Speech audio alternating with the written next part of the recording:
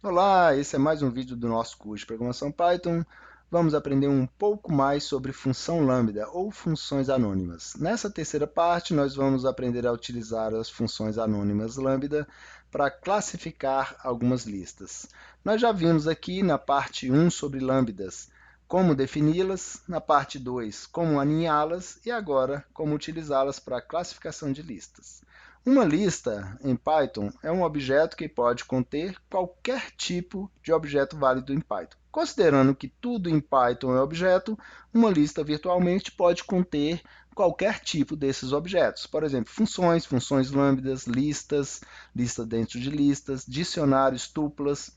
Virtualmente, então, uma lista pode conter qualquer outro tipo de objeto do Python. E, como todos os outros objetos, listas também têm alguns métodos. E nós vamos utilizar hoje o método sort, que nós vamos utilizar para classificar nossas listas. Alguns parâmetros desse método sort são passados para o método para que ele possa classificar a nossa lista. E um deles, um dos parâmetros, é o parâmetro key, que especifica quais são as chaves que serão utilizadas para poder classificar a nossa lista. E o que significa? Que nós vamos passar para aqui uma função ou um objeto invocável, como um lambda, que é um objeto invocável que pode ser invocado para que ele possa fazer algum processamento. Nós atribuímos esse objeto aqui e ela vai formar, então, os nossos parâmetros, as nossas chaves de classificação da nossa lista para que nossa lista seja classificada. Vamos pôr a mão na massa para a gente ver como isso funciona. Nós vamos definir aqui um objeto chamado nomes, que é um objeto do tipo lista, que contém vários conjuntos de caracteres, ok? Que são nomes de pessoas. Em seguida, nós vamos invocar para essa lista o método sort sem nenhum parâmetro. Isso significa que ele vai fazer uma comparação desses nomes uns com os outros, fazer uma classificação alfabética e trazer para a gente, por fim, todos os elementos que estão dentro do nome. Observando que nomes agora, nosso objeto nome é um objeto tipo lista, ele tem os nomes em ordem alfabética.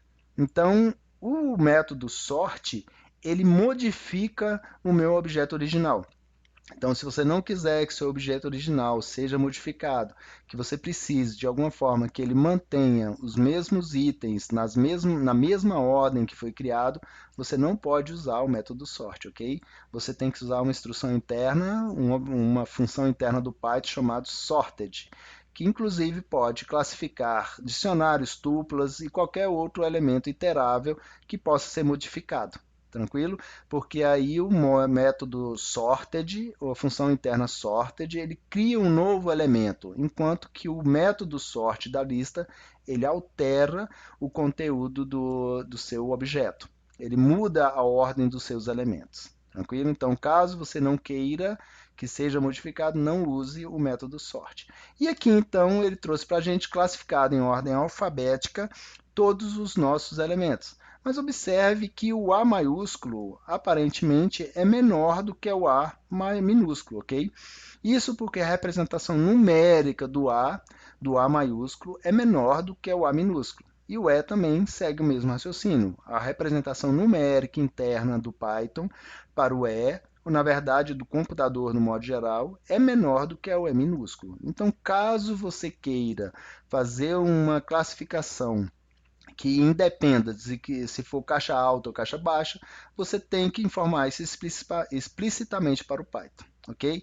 Então aqui vamos definir novamente o nosso objeto nomes, lembrando que aqui ele foi modificado com esse comando aqui, com esse método sort, então eu vou atribuir novamente a nomes os mesmos elementos que estão aqui, foram definidos inicialmente, de forma bagunçada, ok?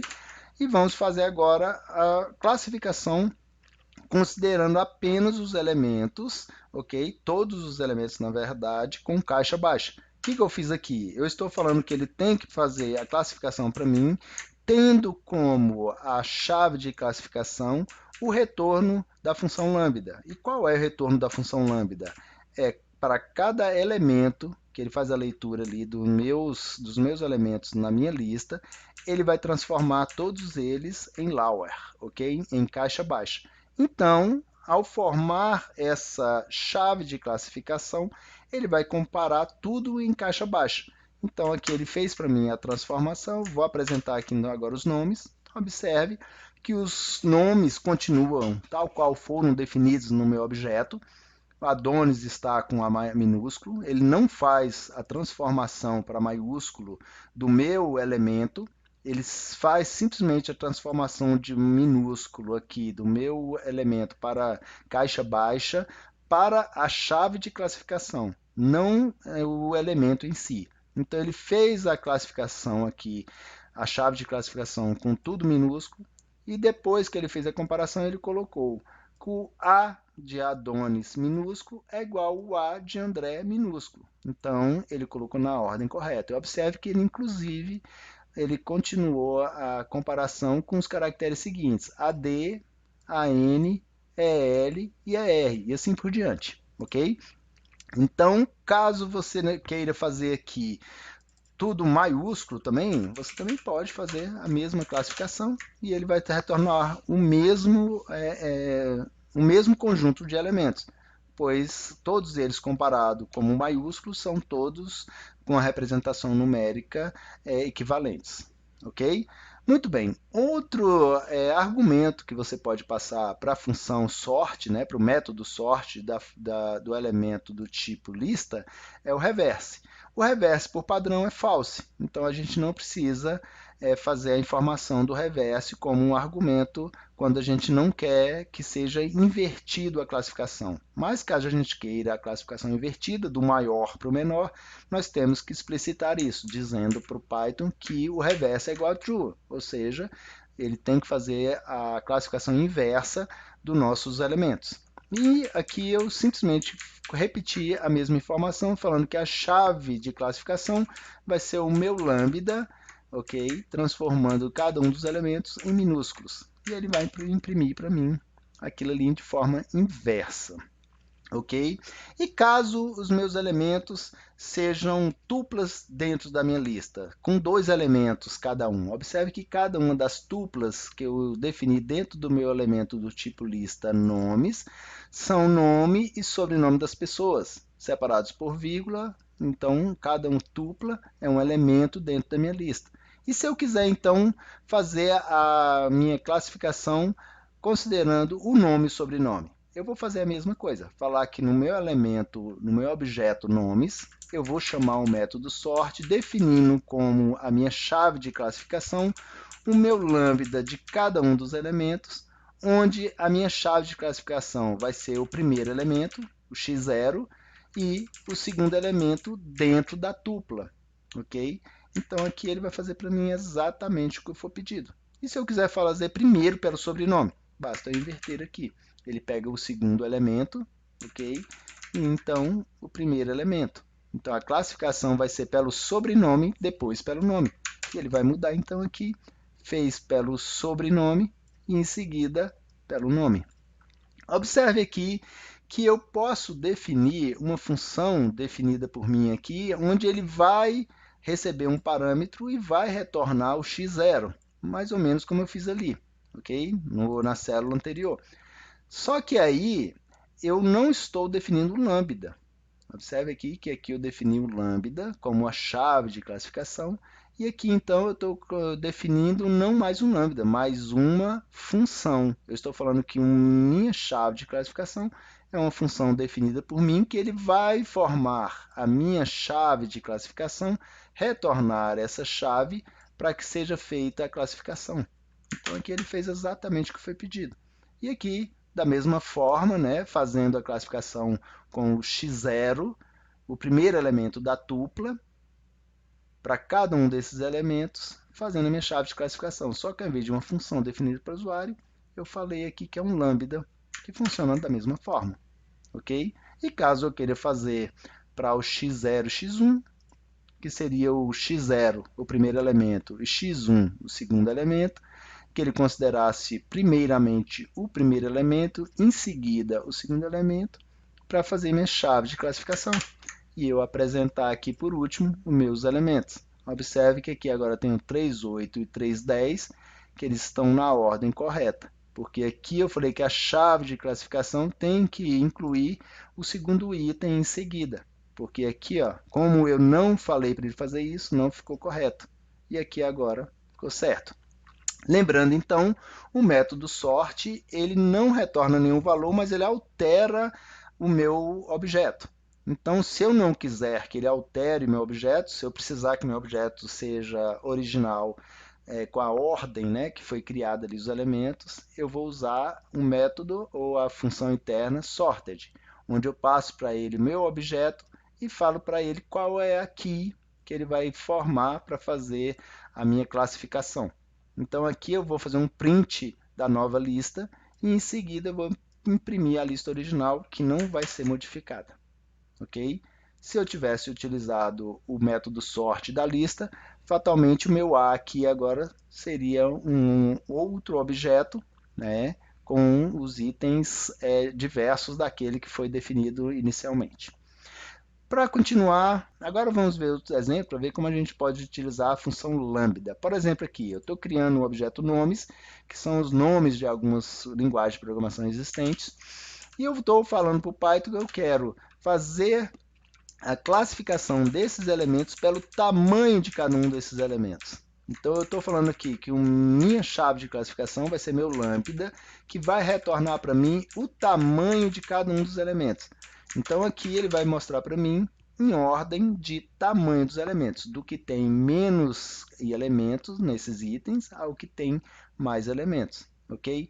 Lembrando que len é um objeto invocável do Python. Você pode invocar o objeto, a função len, né, que é um objeto, que ele vai ser invocado mostrando para mim a quantidade de elementos que tem em determinado objeto. Então, aqui ele vai contar para mim quantos caracteres tem a função, perdão, o objeto Márcio, o nome Márcio, que é um conjunto de caracteres, ok? Um string.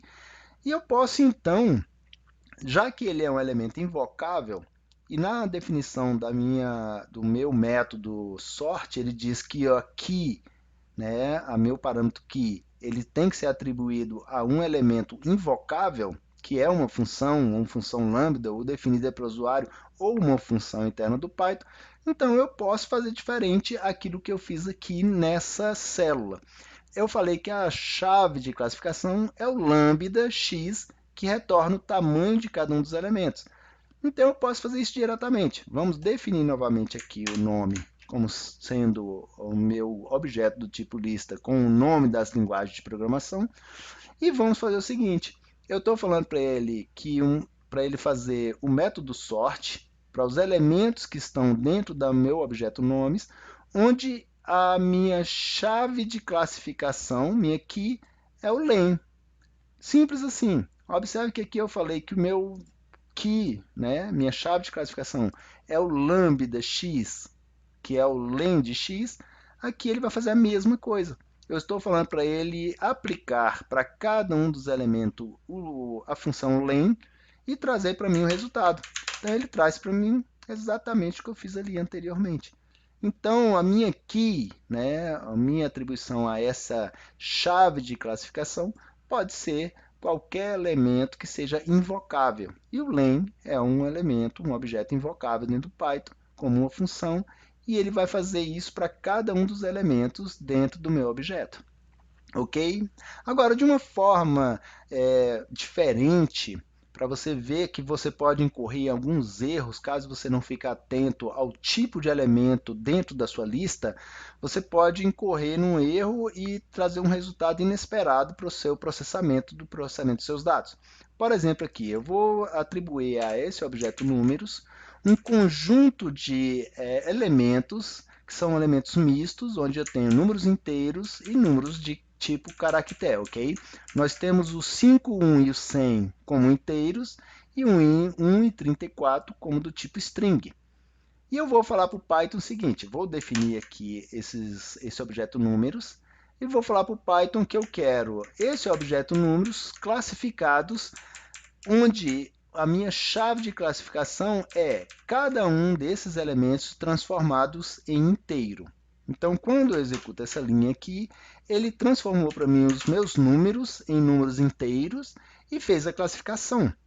Então, a classificação ficou correta ali, né? Eu posso ver a olhos vistos ali que 1, 5, 34 e 100 está numa ordem numérica correta. Mas se eu falar para ele que, ao invés de transformar os números em inteiros, eu quero transformar os números inteiros em strings, como é que será que ele vai reagir? Então, vamos pegar agora esses números, ok? Transformar todos eles em chave de classificação, né, como strings, e vamos classificar, então, esses números. Então, observe aqui que não é exatamente o que eu poderia esperar se eu fosse pensar isso como números. Lembra que eu falei para vocês que o A maiúsculo é menor do que o A minúsculo? Então, como strings, os números podem também ser representados de forma equivocada, quando você pensar no valor numérico dele como string.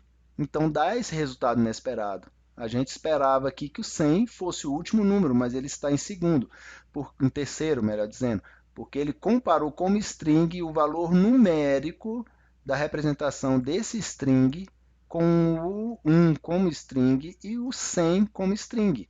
Então, o 1 ficou tudo igualzinho aqui na representação numérica interna. E o 3, na representação numérica interna como string, como caractere, ele é maior do que o 100 como string. Estão percebendo?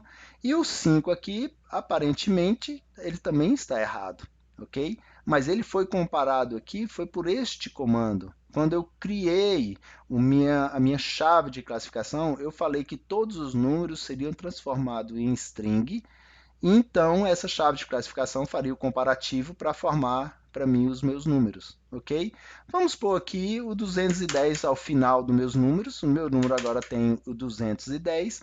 Se eu fizer agora essa célula aqui novamente, executar essa célula e apresentar os meus números, observe que o 210 foi para o lugar certo, ok? A representação em inteiros fez a comparação aqui em inteiros, então ele trouxe para mim o resultado esperado, o resultado que eu esperava.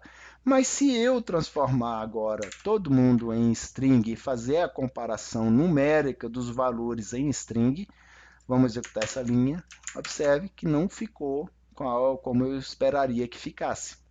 O 200 ficou logo depois do 100, porque a representação numérica interna do 1 é menor do que a do 2, que é menor do que a do 3, e assim sucessivamente.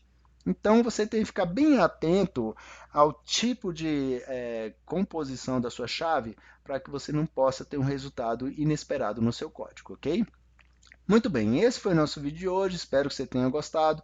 Eu recomendo fortemente que você reproduza os exemplos no seu ambiente de programação para que você possa assimilar bem o que foi aprendido. E não deixe de se inscrever no canal e ativar o sininho para receber notificações do YouTube quando nós publicarmos novos vídeos, ok? Obrigado e até a próxima, fique com Deus.